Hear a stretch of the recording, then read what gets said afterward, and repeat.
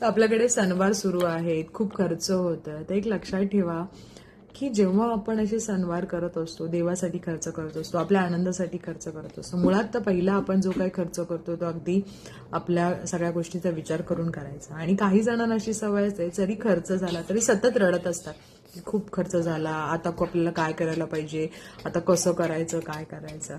तर पहिल्यांदाच तुम्ही एक नियोजन आखा, त्यानुसार खर्च करा. पण एक लक्षात ठेवा, लक्ष्मी ही चंचल आहे.